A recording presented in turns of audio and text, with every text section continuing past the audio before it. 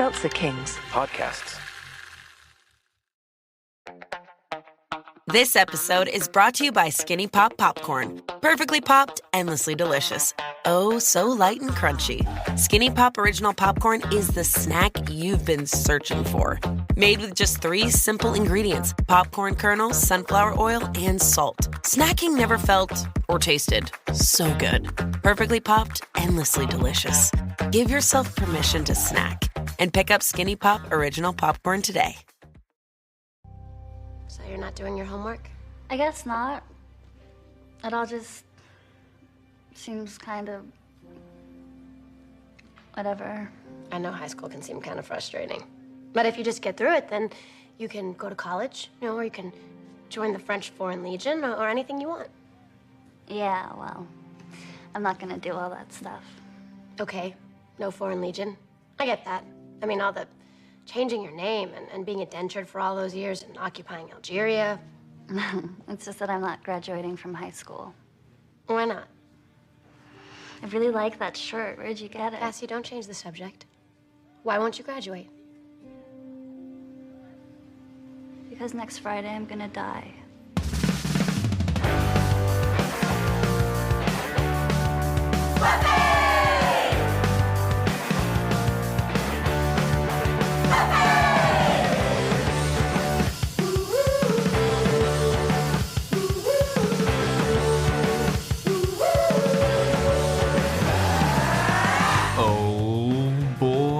Howdy, everyone. Welcome to another episode of Boys Watching Buffy. We're just 2 boys watching every episode of Buffy the Vampire Slayer for the first time, giving our review, our reactions. We're your hosts. I am Joe Welke. I am Vance. And today we're talking about Season 7, Episode 4, titled Help. Directed by Rick Rosenthal. Written by Rebecca Rand Kirshner. Original air date, October 15th, 2002, to an audience of 5.04 million people. And no shout-outs today. Just a couple lonely, no up top announcements, really. We just freaking... we can announce once again that we have Clueless available on Patreon. And Boys Watching Movies. That is a can't-miss podcast. We did do that. People seem to be digging that one. Mm-hmm. We also are doing Boys Watching Angel on Patreon, patreon.com/Boys Watching Buffy, where you get Joe's Fashion Report /corner, Boys Watching Angel, Boys Watching Movies. It's a whole good time over there on the Patreon.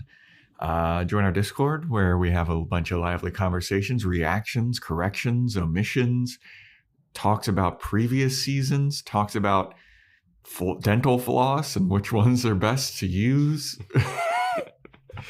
Yeah. We gets wild. Yeah, all kinds of life advice. Yeah. How'd you feel about this episode, Help, Vance? I enjoyed this episode for the most part. Yeah. Yeah, I thought it was I'm sensing a theme of the season. Okay. And that is who is to blame for a lot of this stuff, because a lot of talk about like who's to blame for this, who's to blame for that. There's a lot of talk about that in this episode. There was a lot of talk about it in the last episode. And I'm like, this is the don't beat yourself up season, Buffy. Yeah, I felt the theme was more why. It's more, why do you keep doing this if it seems like it's not going to work? We've had this previous season. It's like, why does a Slayer continue to fight if you're not gonna? Why continue the war on drugs if you're not gonna get rid of all the drugs? You know, like why keep battling evil to only end up losing at the end, and you save one person but you can't save them all, kind of thing. That's there. But I nailed my prediction. I said Buffy helps students at school. Yeah, he helps definitely did. At school. Yeah. I don't know what I said. I said something about the Beatles movie. Yep, you said it would be a reenactment of Help, the Beatles movie. You said that Willow needs help, and that Dawn would be a damsel in distress. So strike. Yeah, I struck out on that one. Yeah. That was 3 strikes. Oh, geez, Louise, that's fucking terrible. The reenactment of the Beatles' help is more of a joke, so we'll let that slide. Let that slide. But all right, shall we crack into our monster era, Vance? Sure. Which one are you going with today? I am just going opposite and going Zero Ultra. Dude, same. Yeah. How many times in a row can we get the same ones? We did Peachy Keen last time. That's twice. I feel like I'm just going to go back and forth, though. I want it to be like, really dig Zero Ultra, though. I was going to be like, Peachy Keen is for these type of episodes, and then Ultra is for this. I don't know. Just what the mood strikes you. Yeah. All right. Well. But I will say, these do kick in when we start recording Angel podcasts. Oh, yeah. Oh, yeah, dude. I start to feel a lot more energized when we're talking about Angel. Yeah. All right. Let's get into it. This episode opens up. Not a lot of recap, I gotta say. They pared it down. Not a lot. It's a recap of Willow and Anya hanging out, and then Buffy getting a job at the school. And then they're into it. Yeah, that's all we need to know. Yeah. So we open up with a dead lady in a casket, and like a mortician and the funeral home director are there, and they're talking like, oh, you did a really good job on her. Oh, thanks. Really worked hard on it. They leave. And then there's like 4 other caskets in there. And then one of the caskets opens and it's Buffy is inside of it. Then another casket opens and it's Xander inside of it. And Xander and Buffy start talking. They're like, oh man, I'm annoyed that we had to stay in these caskets for so long just because of one lousy potential vampire. And I was like, how did no one notice this? That's the theme right there. Just killing one vampire. All this work. And as they're discussing, like, damn, dude, this is a lot of work for just one lousy vampire. Dawn starts knocking on her coffin because apparently she's in a coffin that has like a child safety lock or something. She said she's in the little kid coffin. She's like, I don't know why I'm in the little kid's coffin. I'm taller than you. You should be in the little kid one. I was like, that's pretty funny. Yeah. I don't know why they're doing this. Yeah. Why can't they just walk in? I just think that this is a terrible plan. I have a bigger question about the timing of people turning into vampires. Sometimes they're crawling out of the ground. Sometimes they turn in the casket while it's like at the viewing. There has to have been a mortician that was like doing makeup on a vampire and then they just wake up as a vampire. I guess it just depends on your stamina or something. I don't know. How close you are to the master's bloodline. How did they get in these? I mean, it's illogical to even try to think about how they pulled this off. Yeah. Yeah. This is one of those things where it's like, we can nitpick that all day and it's crazy. But like, this is one of the ones where I'll excuse like, okay, whatever. Yeah. This is fine. Mean, if I had to rationalize it, I would say they were in there. They heard the funeral home director come. And then they decided, oh, I'll hop in here and hide. Okay. I'll accept that headcanon. as opposed to them like being carried and set down and placed. Yeah. So everybody starts talking about how stressed they are. Buffy's all stressed out. Dawn's stressed because, Willow's come back and that's stressful. And then Buffy's like, yeah, it's that. Plus there's some kind of humongo big bad lurking in the background and we don't know what it's all about. And it's also Buffy's first week at her job as a counselor and she's nervous about talking to the kids. And Xander is like, hey, don't stress about that. You're going to be great at talking to those kids. You're going to be really good at your job. And it's like, oh, Xander. Yeah, she's got zero. Good friend. She's got zero training, zero experience. Like not qualified for it at all. Yeah. Shouldn't she have had PTSD from being in a coffin? If anything was going to trigger anything, it'd probably be that. Yeah. So they walk over to the coffin with the lady in it and they're inspecting her and Buffy's got like a flashlight on her face and they're all like, I don't know, man. She looks pretty restful to me. I don't know. Maybe this one is not a vampire. And Buffy's like, I read the reports. There were talks of contusions in her neck and mysterious marks on her neck. We have to inspect this. And then they're all looking at her and they're kind of like, yeah, you know what? Maybe she's not a vampire. Maybe this is just, yeah, she looks pretty at peace. And then as soon as they say that, the lady wakes up as a vampire. It's like, do I look at peace now? And Buffy's like, oh, here we go. And just dusts her immediately. all that work. The funeral home director has to explain this, like why grandma's not, not there. Yep. Yep. I would think in that situation you would just stab just to be sure. Yeah, it's not going to make her more dead. Yeah. The funeral home director does come in well, would you like unbutton her? Yeah, unbutton. You have to unbutton just so you don't stab through the clothes. Then you're undressing a dead body. That's creepy as fuck. Have you seen what she does? Yeah, you know what? Never mind. She fucks dead people.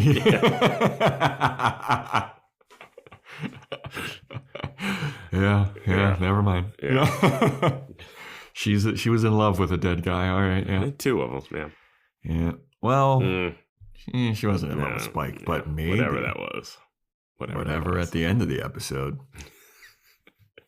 Whatever's going on at the end of the episode. Yeah. But so yeah, Buffy dusts this lady, and then it's the next day, and Buffy's at her desk at the school, and some girl comes up to her, and she's talking about how she's feeling picked on, and Buffy's like, "Ooh, okay, yeah, this is good. It's because bullies are all insecure," and the girl's like, "That's what everybody fucking says."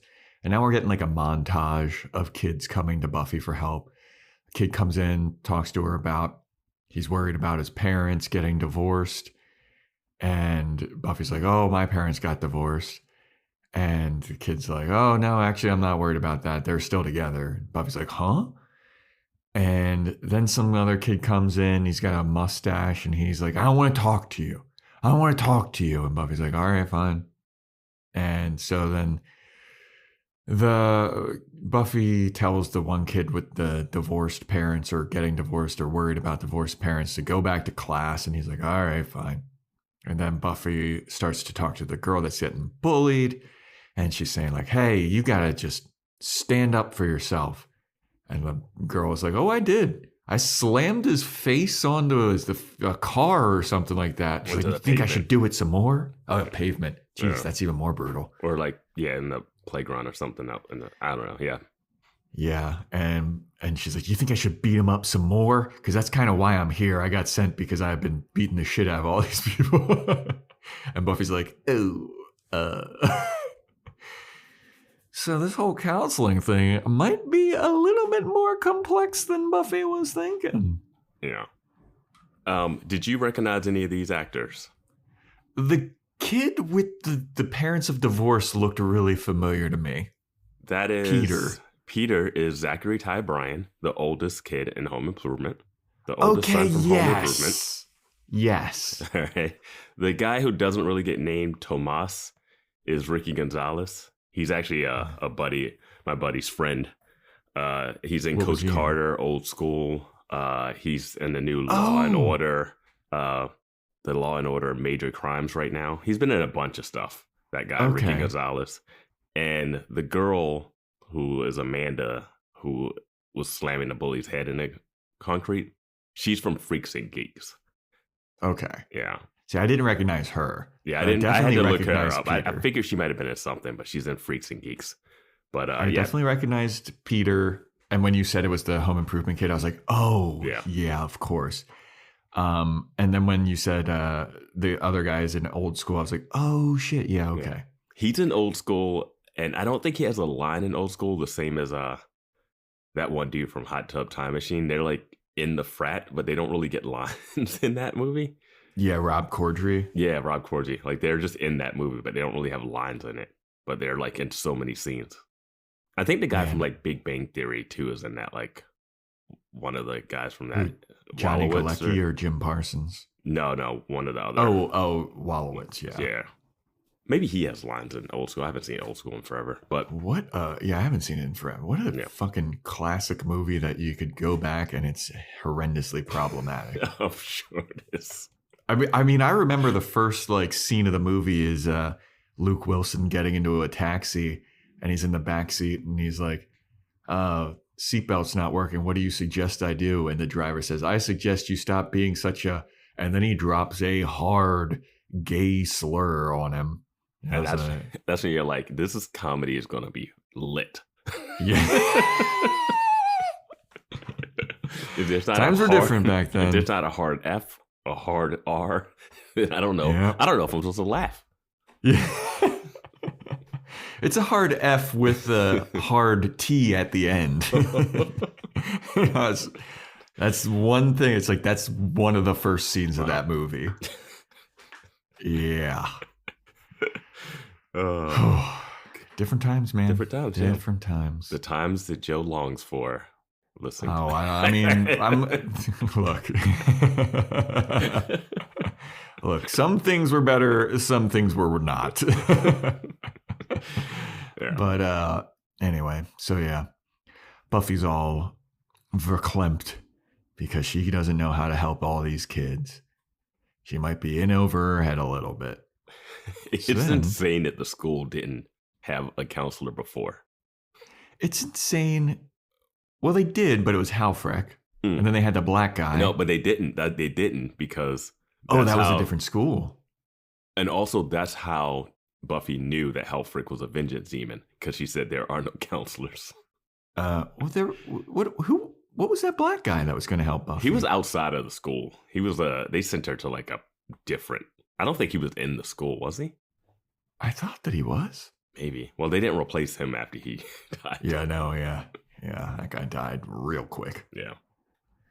But anyway, so then we go over to Willow and Xander. They're walking, and they think that Buffy's probably given some great advice to these kids. And they discuss all the threats that are going on in Sunnydale. There's all these demons and monsters and vampires. And then there's, of course, this big looming threat that's going on. And Willow's feeling insecure about whether she'll be able to help. And she doesn't know if she's going to be able to do anything. And if she does do anything, she doesn't understand if she'll be able to control her power. And she's worried about becoming evil Willow again.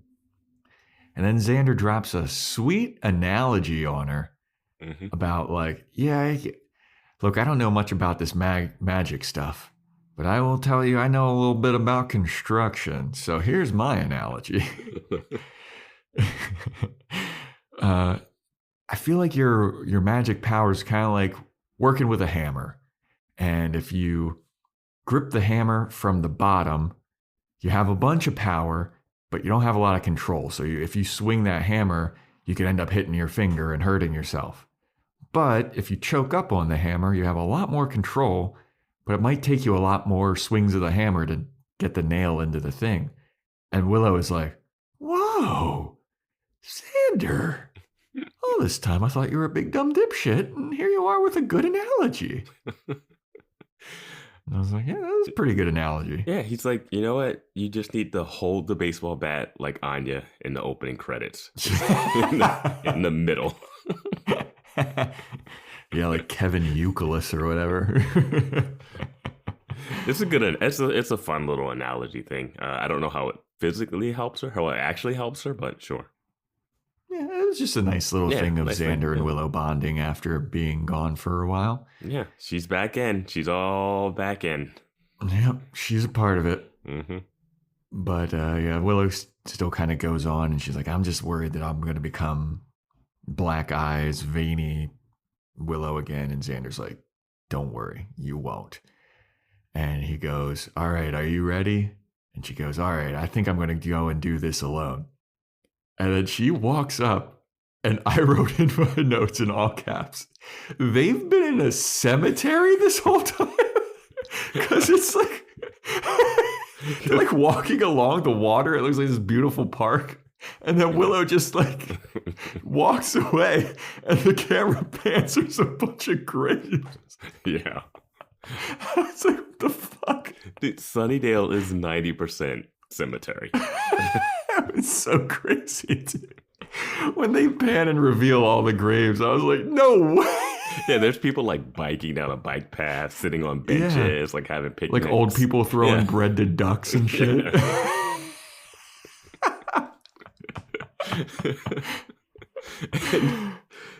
and I couldn't believe that Tara's buried in Sunnydale. Like, I know she's not cool with her family. Yeah. But yeah, I don't know. I mean, I couldn't, like, Willow walks up to Tara's grave, and this is like, she's going to go and talk to Tara and be like, hey, I'm here. First, she puts a bunch of rocks on her grave. Yeah. It's like, what's that? I was like, is this supposed to be something that we know? Like, even if they were crystals, it would work better. Yeah, it wasn't crystals, though. It was just like pebbles that you pick up along the way. Those were skipping rocks. Yeah. But yeah, she's talking like, oh, Tara, hi, I miss you. I'm here. She starts crying, and it's really emotional. Yeah, we get to see Tara's last name, McClay or whatever. Yeah, something. Yeah, she did. We get a lot of last names this week. Even in right? Even in Angel, we got some last names. Yeah. So Buffy is back at her office, and she's with the Ricky Gonzalez. That's his name, right? That's the actor's name. I think they call he's listed as Tomas. Thomas. But, yeah. But right, she's sitting there. She's sitting there in silence with him, and because he didn't want to talk. And then eventually he opens up and he's like, all right, yeah, fine, I'll talk. I'm scared. My brother is joining the Marines, and I'm afraid that I'm going to be alone because I don't want him to die. And it's scary now. And I was like, oh, yeah, this is post 9/11. If his brother's in the Marines, he's shipped, dude. He's safer 2002. He's safer in the Marines than in Sunnydale, though. Yeah. You know what? That is an excellent point. Yeah. That is an excellent point. It would have undercut everything, but Buffy should have said that. Yeah. But Buffy's like, have you talked with your brother about that? And he's like, nah, I don't really know if I should. And Buffy's like, you should definitely talk to him. And then a new kid shows up. And this kid's name is Josh. And he's like, I'm worried that I'm gay. And Buffy's like, there's no reason to be worried that you're gay. Gives him a little pep talk. Hey, there's nothing wrong with being gay. I know gay people. They're great. And he's like, well, Josh is like, I just don't know. It's not that I'm sure that I'm gay. It's just that I don't know. So maybe you should go on a date with me to make sure that I'm not or that I am. And Buffy looks at him like, this motherfucker. In my notes, this is where I wrote, Sunnydale is full of creeps. Oh, yeah. Yeah. Oh, yeah. Also, there's so many like student extras in this that are obviously 45 years old. Like this kid Josh looks so much older than Buffy. He's probably still in his 20s though. Mm-hmm. Yeah, like Zachary Tyler Bryan looks super old in this too, and he's definitely like just coming off of the show, probably off of Home Improvement. Yeah, you're probably right. That did end. Yeah. You'll have to tune into Joe's Fashion Report /corner where I talk a little bit more about this. But anyway, so yeah, the kid was just trying to be a creep to ask Buffy out, and this goes hand in hand with like that first episode when Buffy was worried about thinking that people were going to think that she's a mom, or us being like, no, people definitely would think that she's hot. Yeah.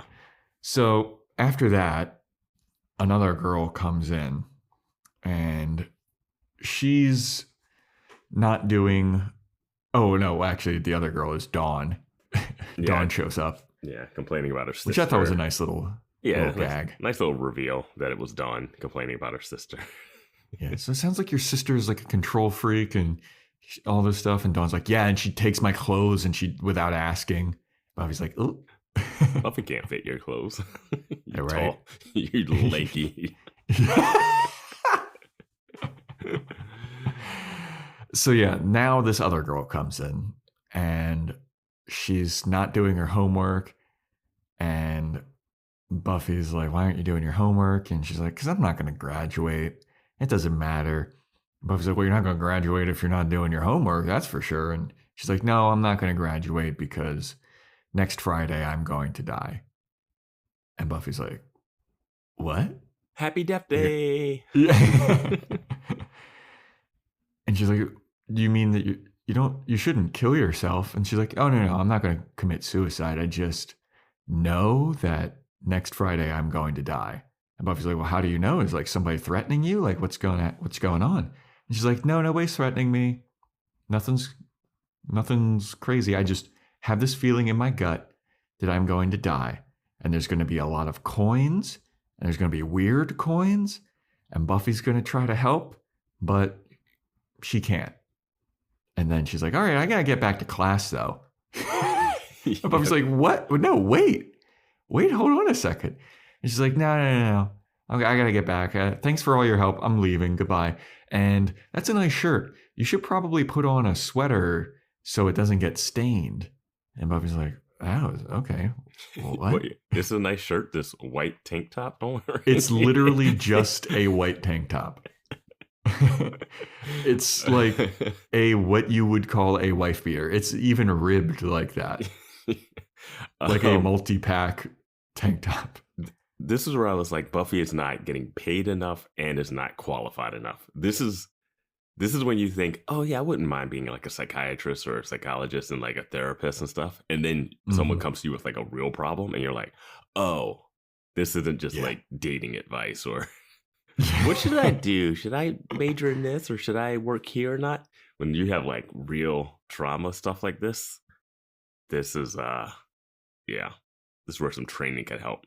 Yeah, man.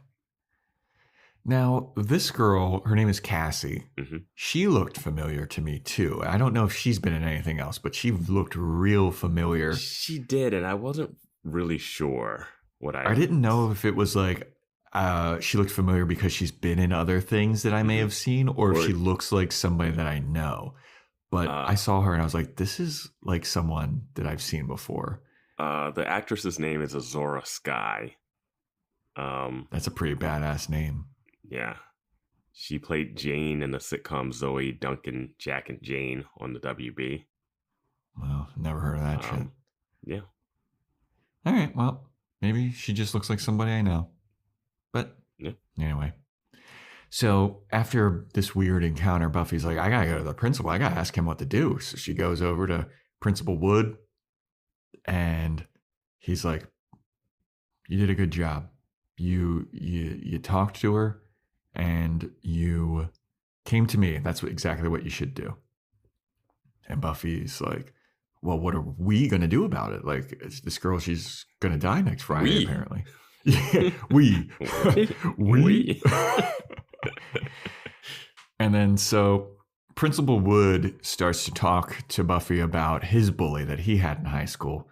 And he's like, man, I had this bully in high school. It was real bad, especially where I come from. And Buffy goes, the hood? And he turns over and goes, Beverly Hills, which I guess technically is a hood. And then Buffy is ashamed in racism. This is accurate for Buffy. Like, yes. Her interactions with people of color has been almost zero. Besides Riley's Mr. friend. Trick. Mr. Trick, yeah. Riley's friend. And Kendra. And Kendra, who she didn't like. Riley's friend, who she didn't like. Mr. Trick, who she didn't like. Is Buffy racist? She killed one of those black people.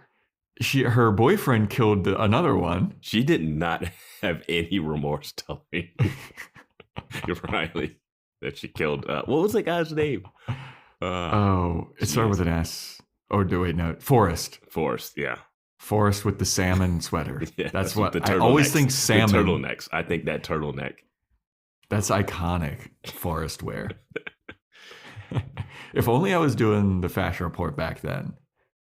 Forrest when did you would have start been. it? Did you not start it in season 4? I could have season 4. Maybe it was season 5. Maybe. I think it was because I talked a lot about Glory. Yeah, it was definitely season 5.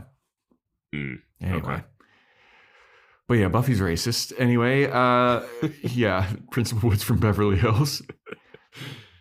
And he's like, yeah, I talked a big game. I told this bully, like, fucking, if you come around me, I'll bust your ass. And it was all just posturing because I couldn't even bust a move, let alone bust an ass. And I was like, oh, yeah, you're definitely from Beverly Hills, man. Oh, boy. And Buffy's like, okay, well, I'm still worried. So, like, what are we going to do? And the principal's like, sometimes there's nothing you can do. Like, you can try, but some things are just, like, not fixable. Like, we can do our best. We can try to talk them out of it. We can try to get them help. But sometimes shit just happens and you can't help it. And this scene is reinforcing the theme. There's a theme I right guess there. That's true. Yeah. And then Buffy goes, no, but we have to do something. And she, like, purposely walks into his desk. It's the shot is so weird. Yeah. It's a bad. I was like, did she hit the chair? Because it's like from behind her and she's stepping forward as if she wants to talk to the principal more, like closer. Yeah. And then she bumps and spills coffee on her shirt. Yeah. Thus fulfilling Cassie's prediction that her shirt's going to get stained. I do love that Buffy has a line here where she goes, I don't usually get a heads up before someone dies. And he's like, what? Oh, yeah. What? Yeah. And then she tries to, like, correct it, but she makes it worse. She's like, I mean, like, usually I can help it, but I just want to help. Never mind. Help. Title episode. Yeah. So after this, Buffy's like, all right, I'm going to go to Dawn. And she's like, hey, Dawn. She does that classic thing where Dawn's at her locker and she closes it and Buffy's standing there like, So she's like, hey. Oh, what were you about to say? I do like that the show has figured out how to utilize Dawn. Yeah. Like, Dawn's being a lot better this season. Like, season 5, she had to be what she had to be. But I think season 6, they kind of let it linger. Mm-hmm. And did they have to? Did they have to let it linger? I thought about it as soon as I said it. Every time anyone says that word, yeah. But yeah, this one, she's actually a part of stuff. She has things to do. There's a reason to incorporate her. Yeah, And, definitely. Yeah. And she has, like, her own agency too. Like, she's not just, like, going along with everybody. Like, she's bringing up good points of, like, hey, is anybody going to blame Willow for this? Yeah. Like last episode, going to light Spike on fire. Mm-hmm. And now she's an active participant because Buffy is like, hey, will you keep an eye on this girl, Cassie? Because she came to my office and she said she's going to die next Friday. I'm a little bit worried about her. And Dawn's like, all right, sounds good. Then they go to the library and she sees Cassie chatting with some boy. I think his name is Mike. Yeah, Mike. And he's asking her out to the dance that's coming up. And Cassie's like, what do you mean? Do I want to go to a dance? And he's like, no, I was just wondering if you're going to the dance and if you'd like to go together. She's like, what? Why would I go with, why can't I just go? In my notes, I wrote Cassie is being very dense.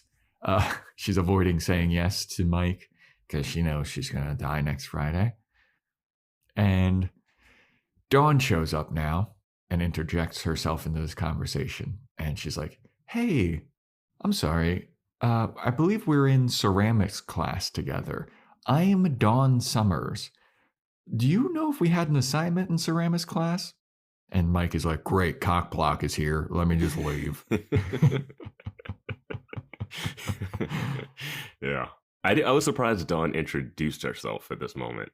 I was surprised. It was a little annoyed that she was like, I'm Dawn Summers. Mm-hmm. Because it just had to lead to a thing.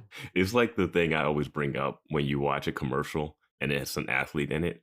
And then the person's like, hey, Pedro Sanchez? Hey, pitcher for the...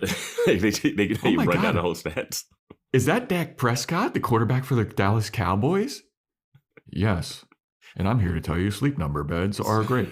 Yeah, it's like... Yeah, they always have to have like a Chiron yeah. or someone doing that. LeBron James, basketball player and arguably the greatest. I feel like LeBron has transcended that. LeBron is the one that could get away with it. So higher level, but all football players have to. Yeah, like I don't know if Patrick Mahomes maybe has. Patton, like Tom Brady, Peyton Manning.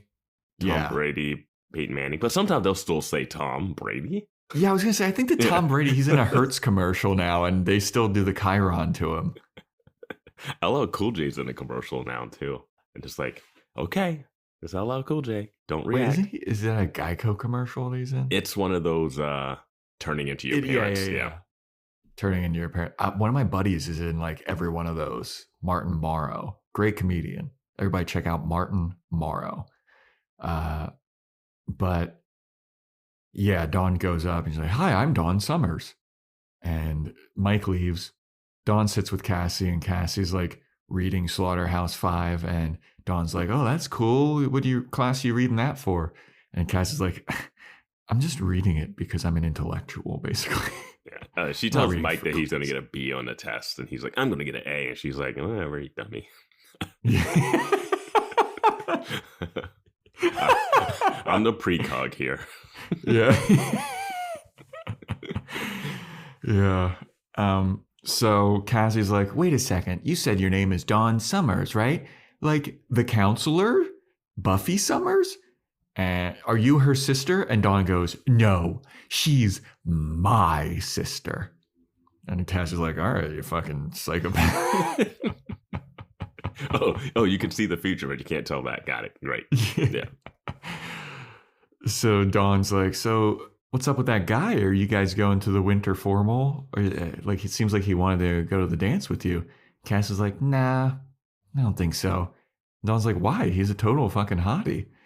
And Cassie's like, "Yeah, he's cool. But like, I don't know, I'm not going to be around for that." And Dawn's like, oh no, this is what Buffy was talking about. This is why I'm keeping an eye on you. And by eye on you means interjecting myself into your life. Yeah.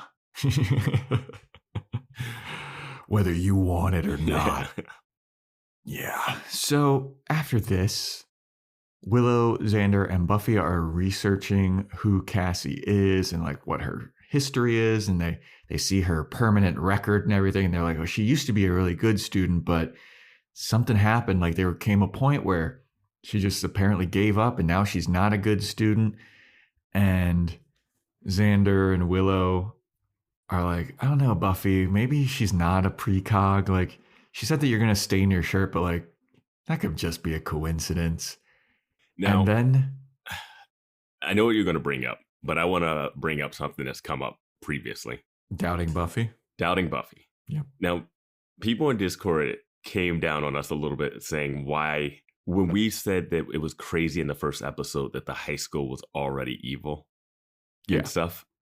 Our issue wasn't that people should doubt Buffy there.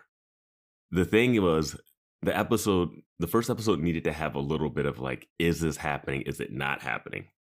I did not need Xander or Dawn to think that Buffy was crazy or that she was wrong.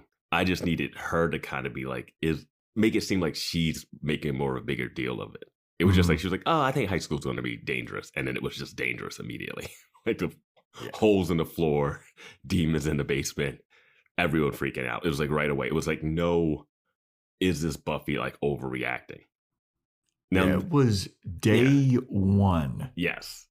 It could have been a little bit of nuance. It could have been the bad guy could have been like a regular person and not a demon or something. It could have been a little more, gray.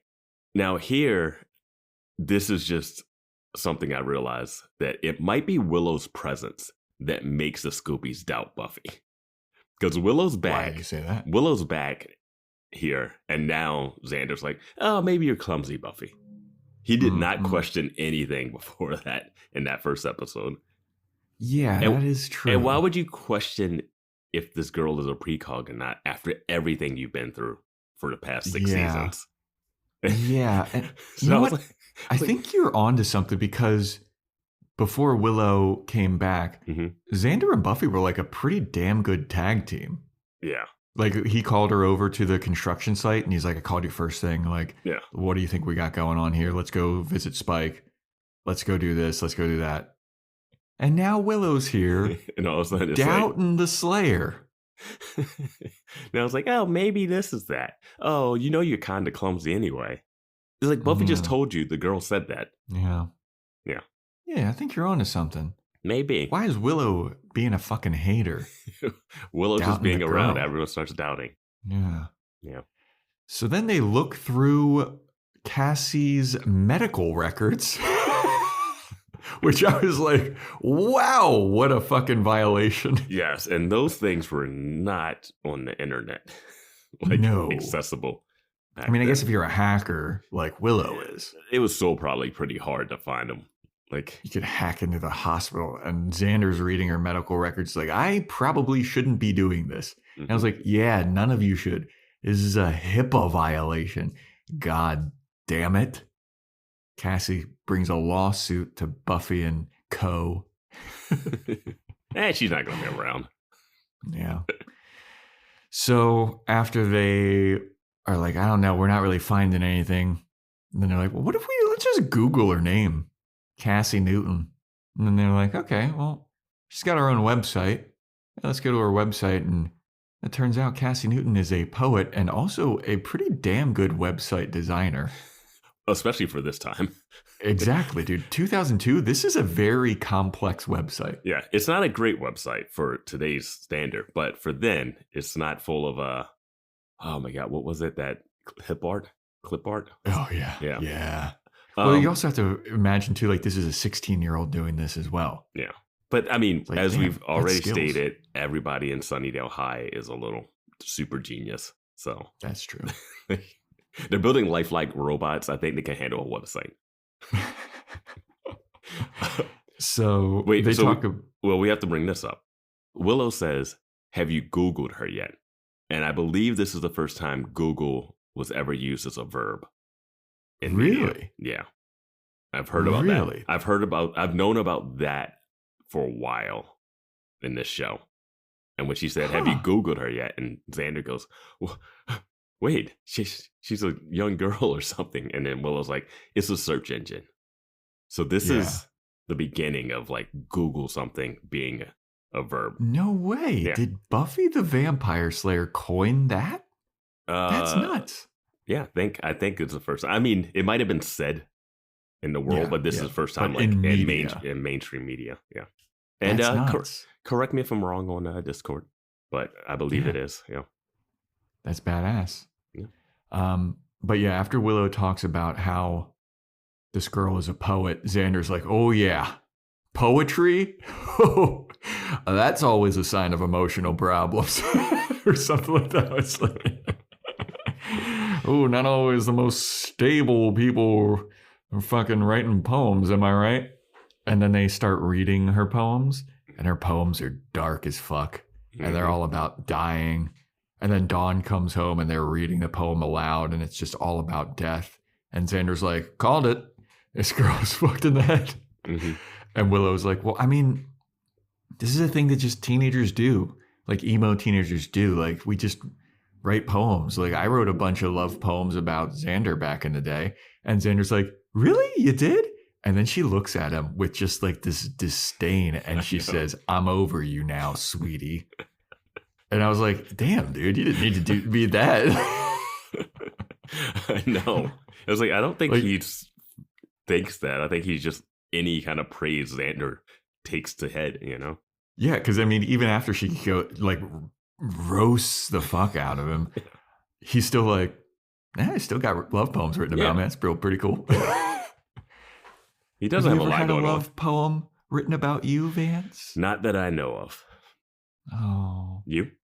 I had a girl write a song about me after we broke up, and it was like very sad.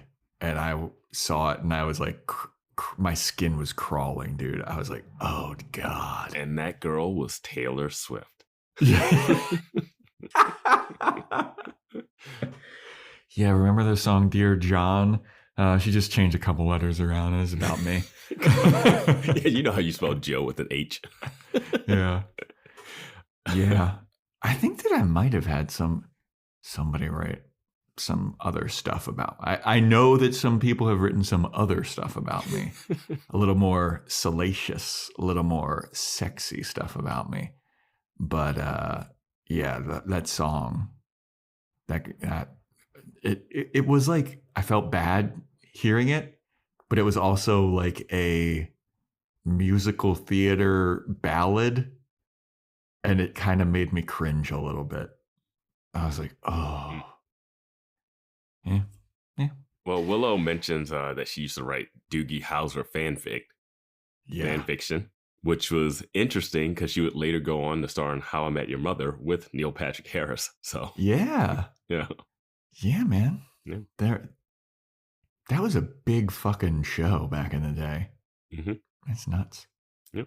But yeah, anyway. Then they keep Googling about Cassie, and they find her dad on Google. And her dad's got a rap sheet.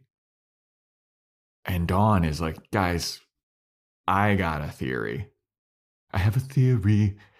It could be Mike, the guy that wants to take her to the dance. I love that you just was like, musical theater, ballad, cringy. Cut to, I'm going to sing the musical episode. I'm going to sing from the musical episode of Buffy the Vampire Slayer. Yeah, I did do that. Yeah, you did. We're all beautiful contradictions, aren't we, Vance? I love that I didn't say it and call it out before because I thought about it and then you just went ahead and just. Yeah. Yep. But yeah, Dawn's like, I think that it has to do with this guy, Mike. And then Willow just kind of cuts her off. And she's like, yeah, I found stuff about her dad. Her dad has a violent past and he's got like arrests for being drunk and disorderly or whatever and violent. And Xander's like, it sounds like my family. I'm on top of this. And Dawn's like, no, guys, I think you might be jumping to conclusions a little bit.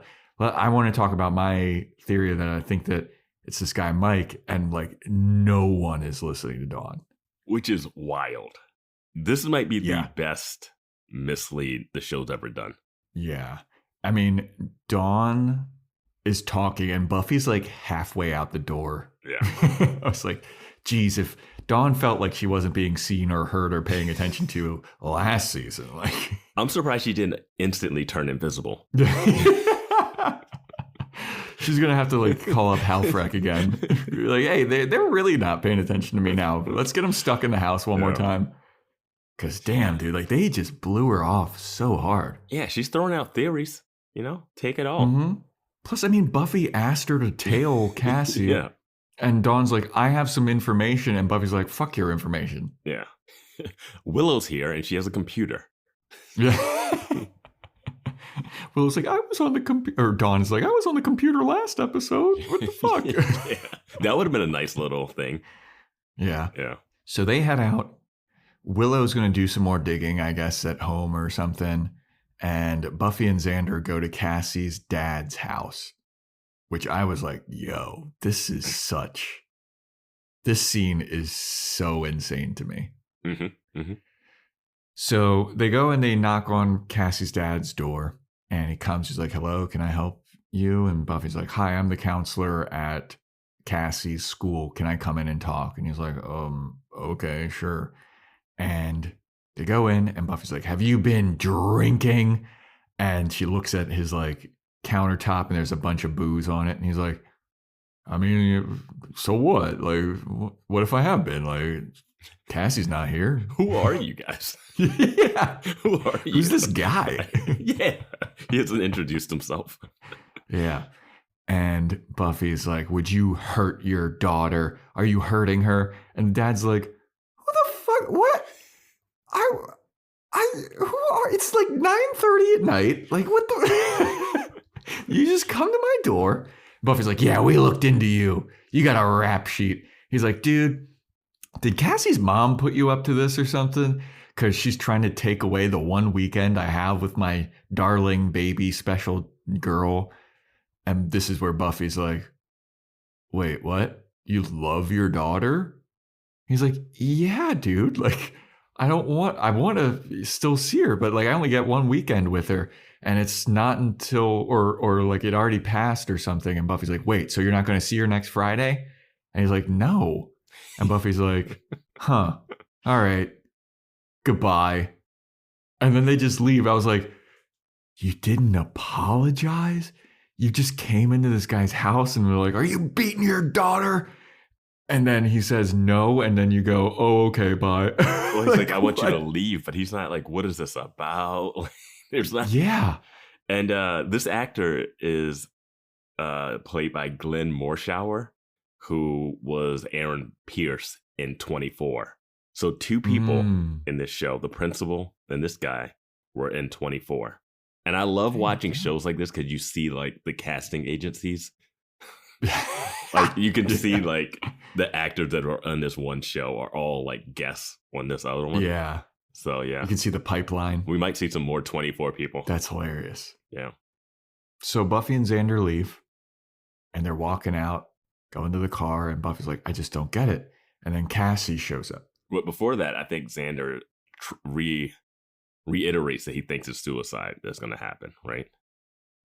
Yeah, you might be right. Yeah, I think because she thought it was going to be suicide in the beginning, and then he is like, I think it's suicide. We saw the poetry. Yeah. So, a lot of poet slander on this. But so Cassie shows up and she's like, it's not my dad. Don't worry about my dad. It's not him. And Buffy's like, then what is it? And she's like, you know what? I wish I wouldn't have said anything about this to you, to be honest with you. And they're like, Cassie, just like tell us what's going to happen. Like, what's going on? And she's like, no, you wouldn't understand. And you wouldn't understand and you couldn't do anything about it. And Buffy's like, is this like, are you going to hurt yourself? Is somebody like, is this about something else? And she's like, well, I just like, I don't want to die. I don't want this to happen. It's just going to. And it sucks because I want to do a bunch of normal high school girl stuff. Like I would love to go to a dance with this guy that I really enjoy. And that guy, Mike, he's like, he really wants to go to the dance with me, but I'm not going to be able to do it. And I want to grow up and I want to hike the Himalayas and like all these crazy life goals. He's like, I want to go backpacking through Europe and I want to live in Amsterdam and become a prostitute. I want to be. It's like, you need to get out of Sunnydale because that wasn't going to happen anyway. You're a blonde woman lurking in the shadows at night. You're not long for this world anyway. And then Buffy's like, well, you can do all that stuff. You can smoke weed with Willie Nelson if you want to. Just tell us what's going to happen and we'll try to help you. And Cass is like, I can't tell you because I don't know what's going to happen. I don't know exactly when it's going to happen, but I know next Friday I am going to die and there's nothing anyone can do about it. Something out there is going to kill me. She's like, she doesn't know why or how, but she's sure her dad doesn't do it. Yeah. She has very specific precognitions, but very vague here. Yeah. And then we cut to a cult of red cloaked people circling a picture of Cassie. And then they light the picture on fire. And then it's like, oh, Jesus. I was like, this is pretty late into the game to be introducing this, cult situation. Right. Yeah, it's fine. That's about right. But creepy shit, man. It would be creepy on a different show, not creepy on Buffy. Yeah. So then we go to Buffy on her work computer reading Cassie's website once again. And Principal Wood shows up and he's like, hey, how you doing? And Buffy's like, oh, it's all right. It's been a tough week. And he's like, yeah, but you know what? It's almost over. Thank God it's Friday. Am I right? Can't believe I just said that. I'm so lame. Oh. This is the cue of like, oh, this is Cassie's death day. They could have cut to Buffy looking at a calendar and had the X, but nope, they had this. Had to be said. More accurate that the principal would say it than Buffy has a calendar that she X's off. Yeah, that is absolutely true. Or even like one of those flip calendars that you rip off the day or whatever. But yeah, the principal coming over. Yeah. Hey, it is Friday. Okay, goodbye. Yeah. Light exposition. Hello, Buffy. It is Friday. Okay. Goodbye, Buffy. So Buffy's still reading. Oh, some you know, of it would have been better Cass's- if he was like, clock's ticking. We got to do something about that. Got any big plans this Friday night? If he would have said something like that, that seems more natural. Yes, that's more natural. Yeah. But him, hey, thank God it's Friday. Am I right? Oh, goodbye. I'm gonna go sip my coffee. Goodbye. So then there's a montage of the Scoobies doing research about Cassie, and they're trying to figure out what to do. And then they have Cassie at her house, and she's just doing stuff, writing more poems and hanging out with her friends and hanging out with Dawn, who's, best friends with her now. Honestly, it's been a week too. Yeah. Yeah. Yeah. They're all eating lunch together, her, Mike, and Cassie. Mhm. And I was like, remember back in the days when it was just you'd make friends that quickly? I can't remember the last time I made a new friend. I don't think I'd ever made a friend that I was that quickly that I was willing to call best friend. Or to put a label of we're friends on it. This quickly. Yeah. Also, what happened to her friends from the first episode? Who, Dawn's? Yeah. Yeah, they're gone. I took a lot of time learning Kit's name and frickin' you didn't Pablo, put a lot of Pedro. You didn't put a lot of time into it. I remember Kit. It's Yeah, not Harrington. No, That's the it seemed Game of like Thrones that guy. was going to be her crew, her little mini Scooby crew. Nope. Because now she's got Cassie and Mike. Mm-hmm. But anyway. So Buffy's got a great idea. Who is she going to enlist the help of? The insane vampire that lives in the basement of the school. Let's hone in on the lives in the basement of the school. Yeah. Spike lives in the basement of the school. Mm-hmm. That is weird. Yeah. Even if he wasn't a vampire. It's just like, how does no one discovered him yet? And Xander assured us that there was going to be no funny business. Mm-hmm. He constructed this school so that it would be safe from all funny business. Yeah, they put a sign that said no students can go down this stairwell. And they all It's just to protect Spike. Is the janitor not going down? Like, is no one going down there? Is maintenance never go down there? Yeah. And I love that the basement of the school is not like lit up. It's not bright. You can put lights down there. No. It's all creepy and dripping with water and fog and mist. Rats. Remember like a couple episodes ago, there was just like 1,000 rats down there? Yeah. I mean, I guess that's what Spike's eating. I guess that's true, yeah. Yeah.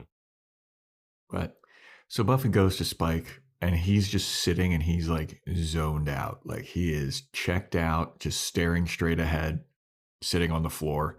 And Buffy's like, Spike, what are you fucking doing, dipshit? And he's like, if I don't move, it won't hurt. Okay? If I don't move, if I don't talk, if I don't do anything, it won't hurt that much. And Buffy's like, well, get up, dummy. You need to help me. And Spike's like, no, I'm not going to help you. And Buffy's like, come on. God damn it. There's something going on. There's something bad about to happen. And Spike's like, I know. There's evil in the school. There's evil in the school. And Buffy's like, yeah, there is. So will you help me? And he's like, and the evil in the school is me. I'm the evil. And then he just starts punching himself in the face. Yeah, he says William is a Hard. bad man. I hurt the girl, and then starts punching himself. And Buffy shakes him out of it. It's like, not this girl, me, this other girl, Cassie. Yeah. It's not me, dummy. Cassie Newton. You know anything about her? And Spike's like, I don't know shit. And then Buffy's like, well, then you're worthless to me. See ya. And then he asks her to stay. And then Yeah. she says it hurts. I think it hurts more when I'm here. Yeah. And I was just Because like, he's like, will you stay and help me be quiet? And she's like, I think it would make things worse if I am here. but Willow, I'll give her my hand so that she can suck all the power out of me. Reheal herself. She had some skin to get back, man. What should we do with Spike here? Like, Yeah. Yeah, I don't really know, man. well, Buffy, do you just walk away from a vampire that's losing its mind in the basement and just go back upstairs to your desk? Yeah. Do you just kill Spike and put an end to it all? Or do you want Yeah, to I keep think Spike that'd be- around and just use put him for out of his- information? Just put him out of his misery, dude. Like, Yeah. You're just using him for like, hey, there's a problem. Spike, can you help me with it? No, she's back to using him, not sexually Yeah. now. yeah. It's just, I would love to see how they transition from him throwing himself on the cross and her crying Mhm. to her just going home. Because Mhm. the next episode starts, the last episode starts as if that never happened at the end of the other episode. Yeah. It's just, oh, don't worry about that. It cuts to, hey, we're picking up Willow from the airport. Wait, Yeah. wait, what? What? Yeah. Very bizarre. Mm-hmm. So we then go to Principal Wood and a guy like going through students' lockers because they're worried about Cassie, and they're like, oh, is somebody going to hurt her? Is somebody going to do something? And Buffy runs into that guy, Mike, and she suspects that he might hurt Cassie, and she's giving him fucking attitude. Mm-hmm. She's like, what the fuck's up with you, man? You know that girl Cassie, right? And Mike's like, yeah. And she's like, are you going to hurt her? And he's like, what? No. I asked her to dance. She's like, I heard you asked her to dance and she's rejected you a bunch. So are you going to hurt her? Which, fair. They should have Buffy has. They should have brought the reference of the ultimate villain turn. Of, Yeah. You want to go to the dance? With the Hellhounds. No. Yeah. Andrew's brother. Yeah. I love that cut so much. That's the best edit in the show. Yeah. You don't understand why I'm doing this. Cut. You want to go to prom with me? Ew, no. Cut back. That was so good, man. Yeah. So it's in line with Buffy to suspect this. Mm-hmm. Yep. This isn't from out of nowhere. And also Dawn mentioned it, and she's not giving Dawn any credit. Yeah, that is true. Yeah. So she's like, are you pissed off that she's rejecting you so much? He's like, no, I mean, makes sense. I mean, it's like, we're teenagers, teenage girl. That's like what teenage girls do. They make guys go crazy, right? That line seems so sexist, but is delivered joking and playfully. It was really weird. It's also like a line that a 37-year-old would write. Yeah. The line, I wrote it down. She's a girl. Making boys crazy is like your job. Yeah. I was like, what? Yeah. And then after he says that, Buffy's like, oh, okay, maybe this Mike guy is not that suspicious. And he goes, hey, you're Buffy Summers, like the Dawn Summers. That's your sister. You're She's my Dawn's sister. Yeah.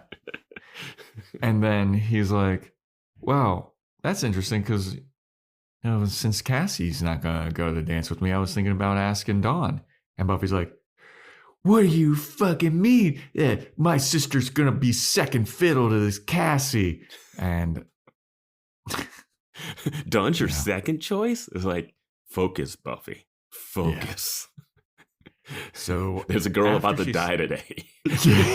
Yeah. And you're offended that this guy that you just like accused, you're like, you're gonna murder this girl.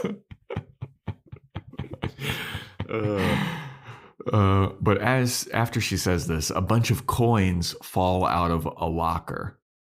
And Buffy's like, bunch of coins? Cassie said something that there's going to be a bunch of coins. Whoever's locker this is probably has something to do with this.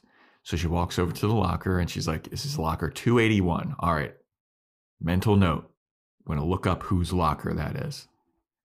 So she finds out whose locker it is.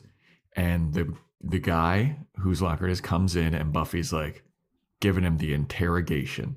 Mm-hmm. She's like, what's up with all these fucking coins in your locker? He's like, I don't know. I got a coin collection. And then Buffy's like, Mom, I'm about to collect my fist in your fucking face. A girl's going to die. I love that Buffy has an open office plan office too. So everyone can hear this. Yeah.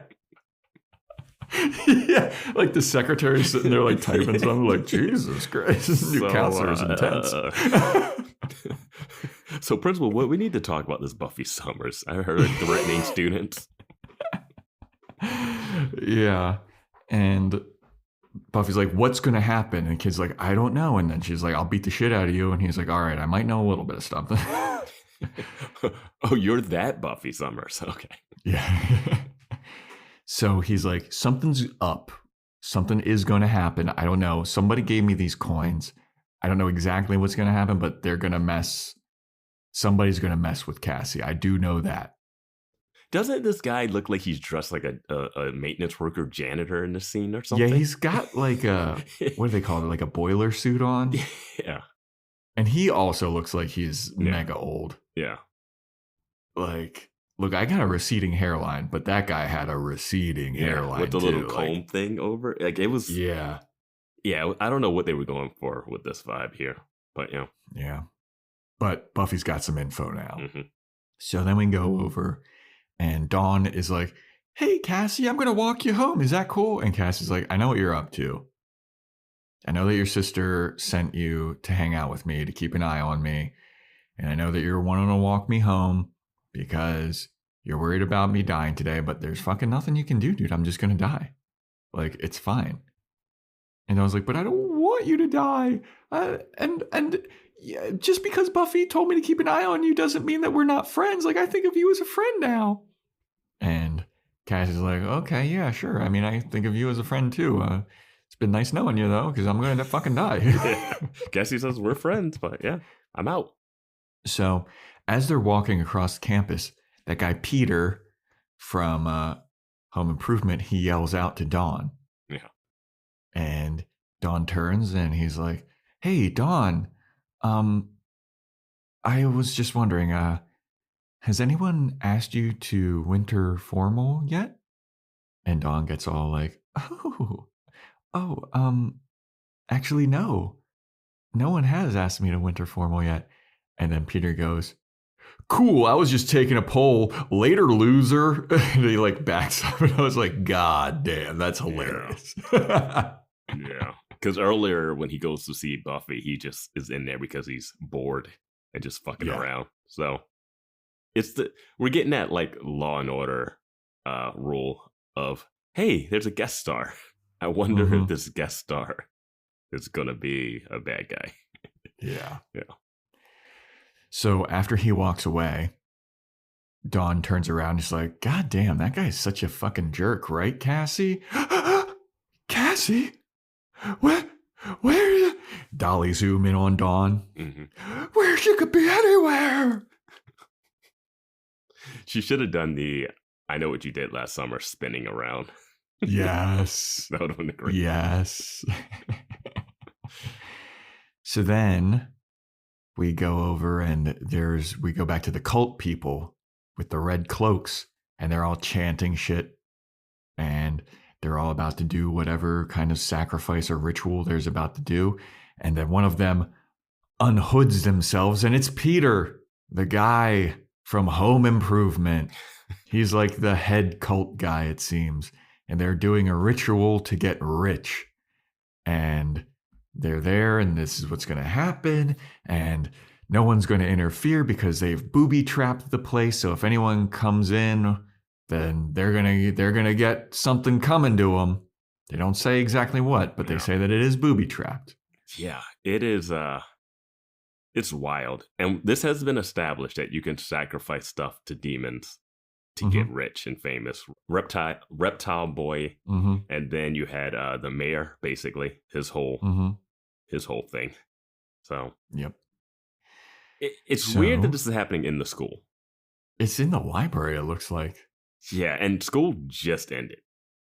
Yeah, like where's Giles? We need Giles back in the goddamn library. Oh, Giles wants nothing to do with any of this. Yeah. He's doing his own independent research on his horse. Yeah. Yeah. So they're going to do this ritual, and in order to do it, they need a sacrifice, and Cassie is bound and gagged. She's tied up. She's got duct tape on her mouth, and they're going to sacrifice her. Peter grabs a gigantic meat cleaver, and his explanation of this is if Cassie dies, no one would be suspicious of anyone killing her because of all of the suicidal poetry that she's been writing on her website, and everyone would just assume that it was a suicide in a river somewhere. And I was like, is this a callback to that girl that Warren killed? Well, they said disappear. Did they say river? Maybe they mentioned No, he river. said suicide in a river somewhere. Yeah. And I was like, oh, is that Katrina reference? Could be, but also people disappear all the time here. It doesn't matter at all what the reasoning is. You could have picked out anybody. Yeah.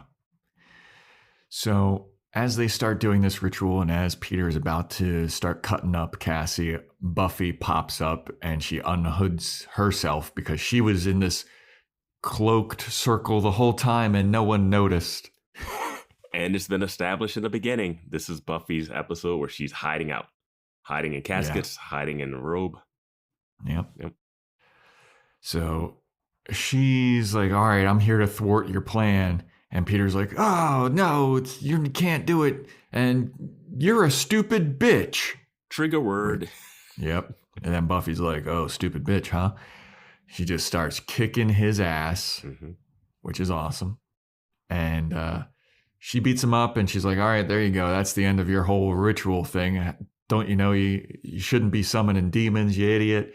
And you have to finish the spell in order to summon the demon. And Peter goes, you mean a demon like the one behind you? Yeah, Buffy is giving them the rundown like, oh, little kids playing with spells, trying to summon demons, like that's a real thing that works or something. And I'm just like, Buffy, you know. Yeah. You know this is going to work, right? Yeah.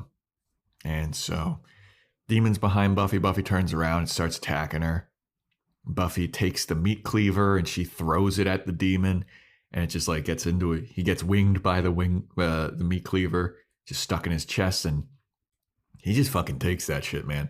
The meat cleaver has the word Dexter on it too. Yeah, I guess that's a brand. But it was like so prominent on it. Yeah, it was really heavily featured on there. Like they lingered on that meat cleaver. Yeah. And I've watched the show Dexter. I don't think he uses a meat cleaver that often. So the demon takes the meat cleaver out of his shoulder, chest area, and Buffy and the demon start fighting, and the demon just throws the knife aside. And Peter's like, ooh, cool. All right, I'm going to grab this and I'm going to kill Cassie now. And Buffy and the demon, like Buffy gets tossed by the demon and she's now under his foot. And he's like, no, I got to save Cassie. Oh no. Well, I'm incapacitated. Who's going to save Cassie?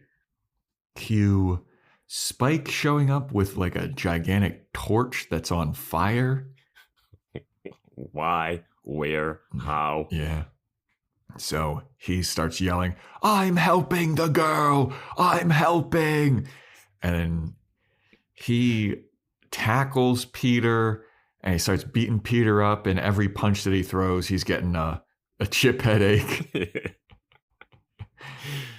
And then Buffy takes the torch and she's like, Good helping. Thank you, Spike. And then she torches the demon and it gets set on fire. And then Spike unties Cassie. And as he unties Cassie, Cassie turns to him and she tells him, she'll tell you. Someday she'll tell you. And Spike's looking like, huh? And I was like, oh boy. I know. That's my same reaction. Oh boy. What do we have to look forward to? Another emotional, it's going to be an emotionally wrought scene with Buffy and Spike, and she's going to say something and he's going to get all weepy, and yeah, can't wait for that in the finale. Yep.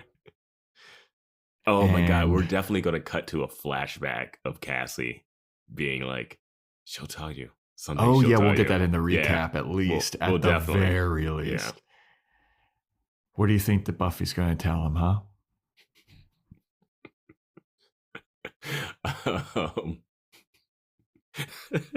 Well done, pig. Well done. That'll do, pig. That'll do. I don't know. It's got to be something vague and moving for him. I feel like it's going to be forgiveness, because I don't think Buffy's ever going to be in love with him. No. Yeah. Is she just going to say thanks? I don't know. Yeah. It's going to be something very simple like that. Yeah. It's going to mean a lot, but the words will be simple. Yeah. Oh, maybe she'll say, you're a good man or something. Like, oh, yeah. Yeah. Because that's been a whole thing about her not calling him like not treating him like a man. Yeah, and like the whole time he's beating up Peter, Peter's like, who the fuck are you? And he goes, I'm a bad man. Yeah. Which I don't really, that's... Yeah, but that would be set up for her to be like, you're a good man. Yeah, Charlie Brown. She's already called him William before. Yeah. So, yeah. Yeah, she said William when she dumped him that one time. Yeah, which was good. That was powerful. So a good man that would seem all right. Yeah. We'll see. So after Cassie tells Spike this, he gets up and he leaves. He's like, all right. And Buffy's like, good job. So Buffy goes up to Cassie and she's like, see, we helped you. And Peter's annoyed. He's like, the demon's dead. And then the demon's like, bitch, I ain't dead. And he gets up and he bites Peter in the shoulder. Mm-hmm. And Peter's like, help, somebody help me. It bit me. I'm bleeding. And Buffy just walks by him and she goes, my office hours are 10 to 4. And she just leaves him there, bitten. And then the demon explodes. Yeah. All right. This troubled me so much. There's a murderous group of students in this school. Yep. Willing to kill a girl to get rich. Buffy just walks away. Like, that's fine. This guy's not even dead. He's just bleeding. He just got bit. Yeah. He's probably got rabies. He's going to have to get a tetanus shot. Yeah, I mean, he's going to be fine. Like, he's going to get mended up. And you think he's not going to summon a demon again? Yeah, he's going to want to sacrifice Buffy next time. But Buffy, remember what happened last time you beat up a chauvinistic male?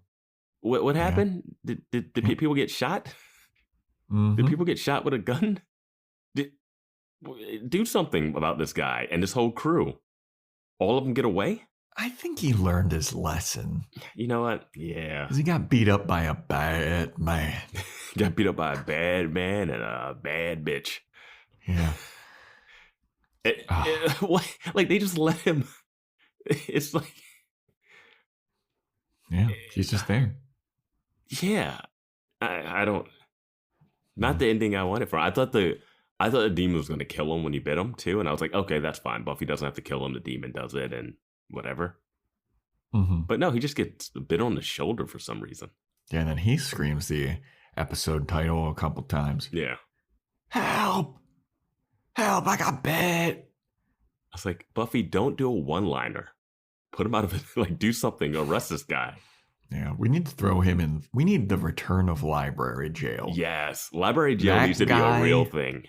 Needs to go to fucking library jail so hard. Do not pass go. Do not collect $200. Go directly to library jail. Yes. So after this, Buffy, they walk out, Buffy and Cassie, and Buffy's like, see, nothing's going to happen. You're safe. And then Cassie opens the door to leave. And I forgot about this, but the door was booby-trapped with a crossbow. And this crossbow shoots a crossbow right at Cassie's face. But Buffy quick catches it because she's got that Slayer sense, baby. And she's like, see, nothing's going to happen.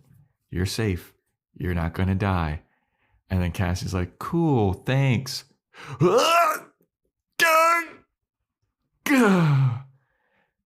And she falls to the ground, and Cassie's like, you know what, Buffy, you're going to make a difference. And she dies. Cassie falls over and dies. Yeah. And Buffy's like, yo, Cassie, no. She's taking her pulse. She's dead. She's fucking dead. These students were going to crossbow someone if they tried to come in. Yeah.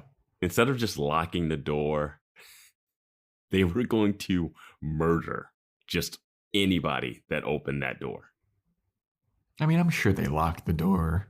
Maybe Buffy and Cassie unlocked it when they were about to leave. If you set up a crossbow, you're okay. They're just okay with just murdering a student, killing whoever was going to come and interfere. They all need to be shut down. It's not, why? Yeah. I mean, we've seen several instances of security camera footage in this show. Does the school not have security cameras? Did your school have it? Yeah. I don't think we didn't have. I didn't have it. My school didn't have security cameras. Mine definitely did. Like inside the hallways and stuff? Yeah, the entrance, the hallways, yeah. Yeah. No. Mm. I mean, this is a new school, high tech. You would think they would. You would think so. I mean, you see that fucking Mac that Buffy has, that like clear glass Mac? But what would you do if you saw what happened in the library? Blame it on drugs, PCP. So Buffy, I saw you fighting a demon and then a blonde guy who I've heard reports of students seeing in a basement came in with a torch. And Buffy, we need to talk about you threatening the students as well, and then beating up some of the students. And somehow you told us this girl was going to die on Friday, and she did? And apparently you went to her dad's and threatened him? Yeah. Yeah. Yeah, I don't know if the security cameras would be a good or bad look for Buffy. Right? Yeah. I feel like Principal Woods has a lot of stuff to deal with here. Yeah. But anyway, so yeah, Cassie bit the dust. And now we have the Scoobs at home, and they're all just sitting there in shock. They're kind of lamenting Cassie's death, and Willow is like, how is Cassie's mom taking it? And Buffy's like, I don't know how the fuck to explain it, because it turns out Cassie's mom tells them that their family has a history of heart irregularities and just caught up with Cassie. Like, this is just something that was going to happen. And Willow starts talking about like, hey, I guess it was just fated to happen. There are some things that you can't change. Like, she was going to die today no matter what. And Xander's like, yeah, and Cassie just knew that was going to happen. And Buffy's like, I feel like I failed her. I feel like I failed her. And Dawn's like, no, you fucking did not. Buffy, you are not to blame for this. It was her heart. You did everything you could, but you just couldn't save her. It wasn't anything that you could have done. And Buffy's like, well, what do you do when you can't help everybody? And then it just kind of lingers on them and like, whew, goddamn. Yeah, Dawn says you tried, and that's all you can do, really. And Dawn is emotional in this scene. Yeah, she's like, I was my fucking best friend to die. I can't believe it. I was like, you weren't even that broken up when you killed the vampire that you thought liked you. This is Cassie. I've known her for a fucking week. She's so cool. Yeah, I was like, all right. For someone who's witnessed a lot of people dying around her, this one really got to her. Yeah. And then we close on a scene of Buffy at school the next day, just kind of looking at her computer, learning the tough life lesson that you can't save everybody, and eventually people do die. And that all you can do is try. All you can do is there try. is honor in the attempt, Vance. Mm-hmm. Something that I harp on a lot. And that's the episode. It was decent. It was okay. Rough first week for Buffy, but fitting for what her life is like. Only one attack in a week. That's pretty good. Yeah. First week on the job. One student dead. That's not that bad. That's not that bad. For Sunnydale High? Yeah. That's not bad. Maybe keep some tally on all those other people in the robes, Keep track of that Peter guy, maybe. Yeah. The school newspapers got some obits to write, that. I will say this, we've always asked, how does Buffy know when people are going to come out of the grave or whatever? But I guess they read the obits, and the obits always say neck puncture wound. Well, it's established here today that they can get anybody's medical records that they want. Yeah. So I guess if anybody dies, they can just look up hey, how'd they die? And vampires are just turning people into vampires willy-nilly, even though they're supposed to be very picky about who they turn. No, I mean, we've seen Drusilla not be that picky though. With who? Remember they were telling in that flashback episode, Angel and Darla were like, hey, now we're really selective about this. Don't be just picking anybody. And the first person she sees is Spike, and she turns him. Yeah, but that's only one person. In all the years she's been around, I don't think she's turned another person. Yeah, you know what? There's not a history of Angel turning people into vampires. Yeah. Yeah. They are very just because they're very picky doesn't mean that all the other fucking nobody vampires in Sunnydale aren't. Well, there's a scene in Angel that I won't go into where it's where someone's trying to get turned. Or I don't want to go into stuff, but there's some stuff where people want to get turned, and vampires I was going to bring that. Yeah. I was going to bring that up, but I was like, wait, is that an Angel? Yeah. We got some new listeners, new subscribers to Angel, so we're not trying to throw any Angel spoilers into this. But there are Buffy spoilers all over Angel. So, Angel, no holds barred on Angel podcast. Yeah. Fun fact, I'm really digging. Me and Vance were talking about this before we started recording. I'm really digging Angel season 4 so far. Vance, we might have a little disagreement about that. Yeah. I think season 7 of Buffy is better than season 4 of Angel right now. And I'm liking Angel a bit better than Buffy. Now, that's not to say that Buffy is bad. I'm still enjoying Buffy, but I'm slightly enjoying Angel season 4 more than Buffy. Yeah. They're doing some weird stuff. Yeah. I think that last season I liked Buffy better than Angel. Yeah. Season 6 of Buffy is a little dour, a little dark, but it's not bad at all. Yeah. It's just like a real serious, it's a real serious season. It's drama. Yeah. Yeah. And then Angel season 3 was like, what the fuck are we doing for some of it? Yeah. But anyway, enough of that kind of talk. Anything else to say about Help, Vance?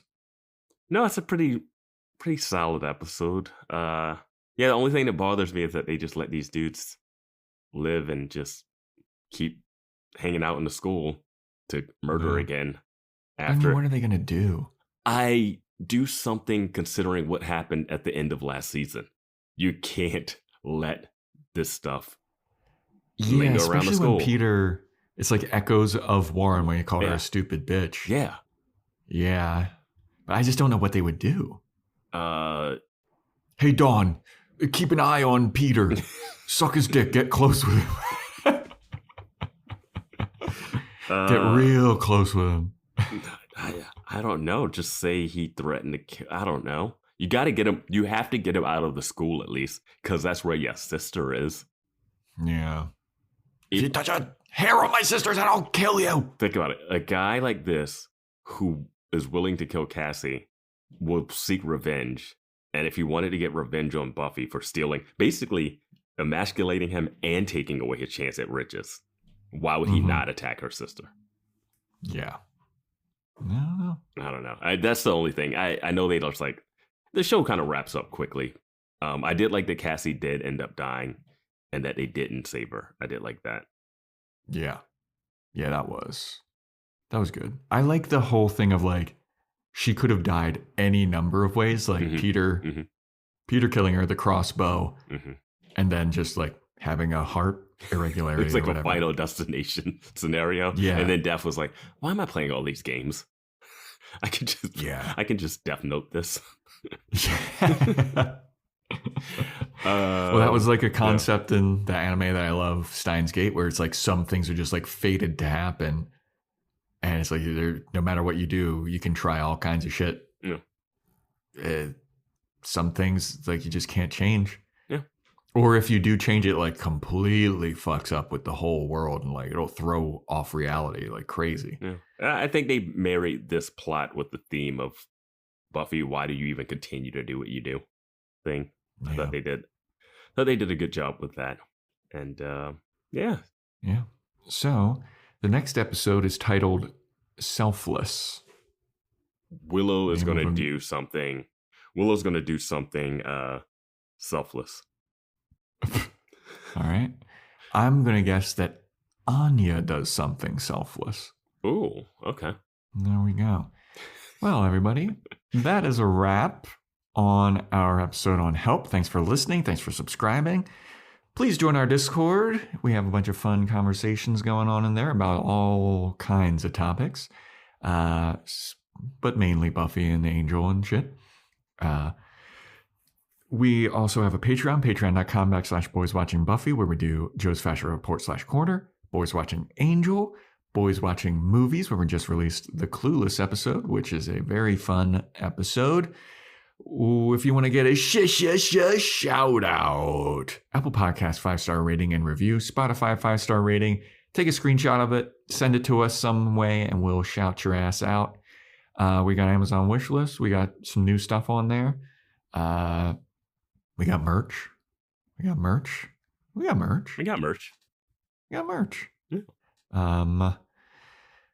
Instagram @Boys Watching Buffy. Email boyswatchingbuffy@gmail.com.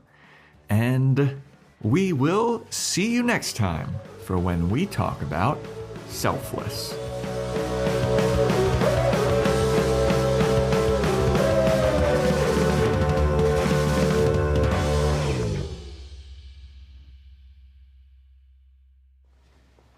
You aren't mad at Cassie? With her rejecting you like that? Nah. She's a girl, right? Making boys crazy is like your job description. Seltzer Kings. Podcasts.